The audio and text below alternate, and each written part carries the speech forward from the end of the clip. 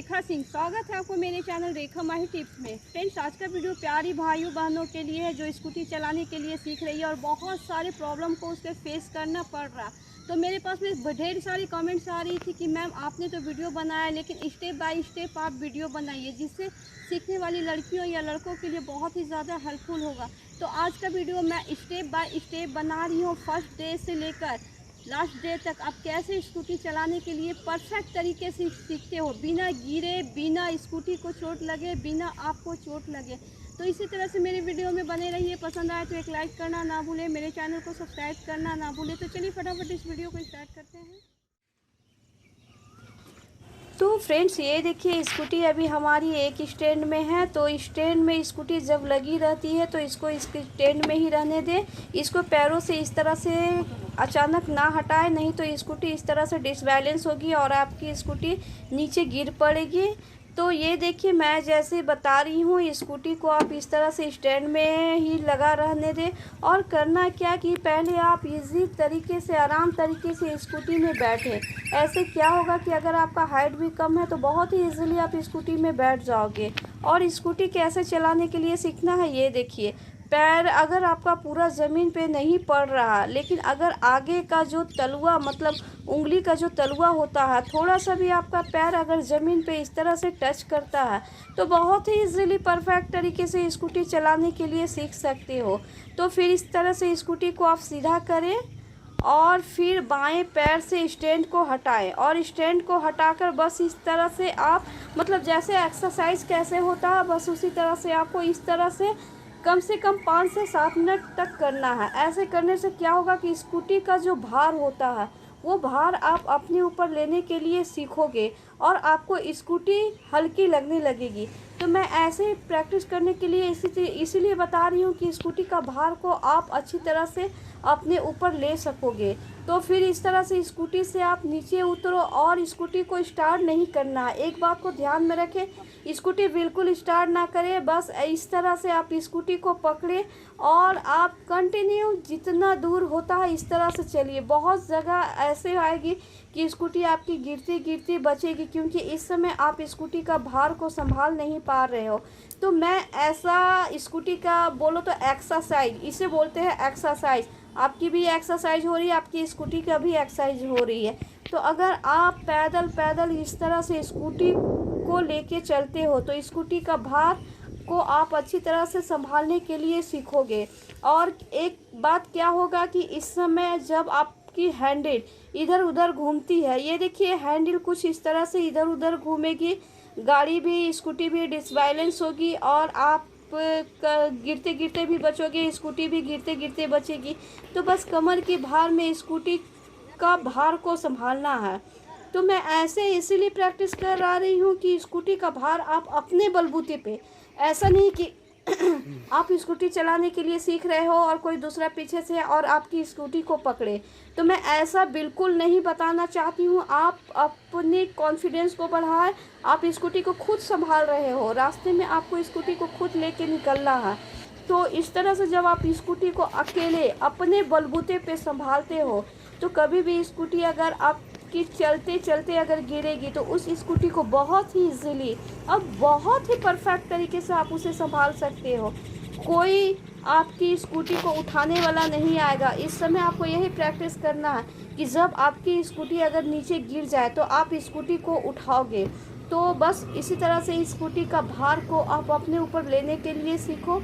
तो इसी तरह से कंटिन्यू, अगर पहला दिन आप प्रैक्टिस करते हो तो स्कूटी का भार आप अच्छी तरह से संभालने के लिए सीख जाओगे। तो बस इसी तरह से पहला दिन आप प्रैक्टिस जारी रखें।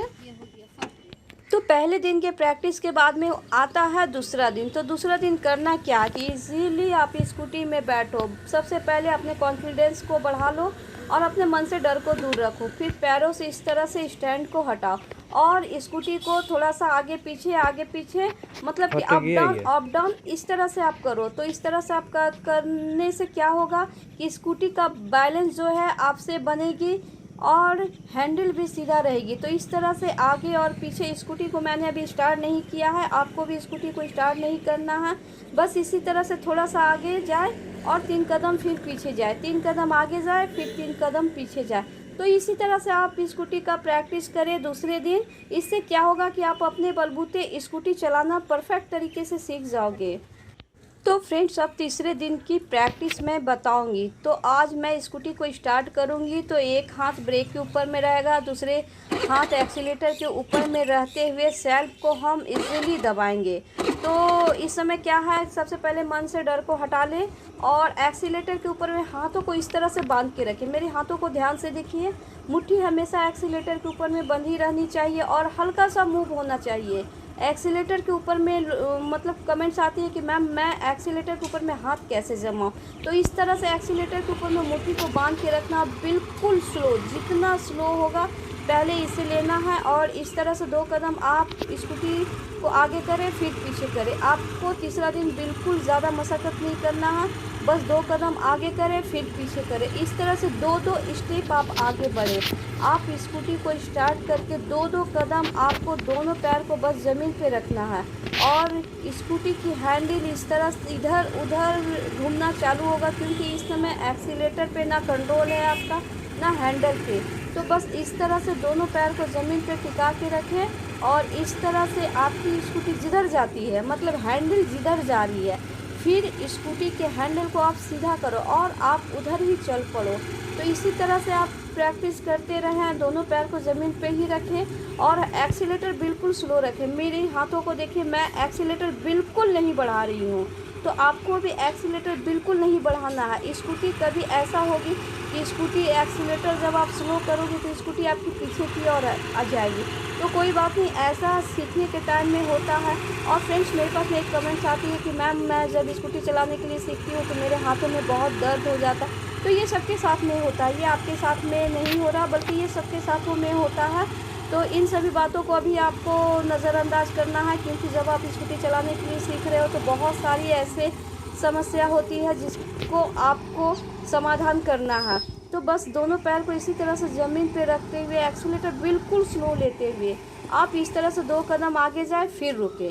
आपका पैर लड़खड़ाएगा, जैसे बच्चे चलने के लिए सीखते हैं तो उस समय लड़खड़ा के चलता है, तो उसी तरह से आपकी स्कूटी भी थोड़ा सा डिसबैलेंस होगी, इधर हैंडल जाएगी उधर जाएगी। आपको इन सभी बातों पे ध्यान नहीं देना है, बस आप नज़र को बिल्कुल आगे रखें और इस तरह से आपकी हैंडल स्कूटी की जिधर जाती है बस उसी तरह आप उसी रो में आप घूमते रहो। तो इसी तरह से आप अपनी प्रैक्टिस को जारी रख सकते हो।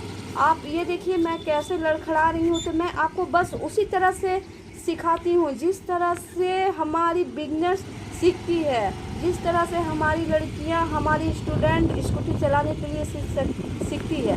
तो मैं ऐसा बिल्कुल नहीं चाहती कि मैं स्कूटी चलाने में एक्सपर्ट हूँ, तो बस आपको उसी तरह से बताऊँ।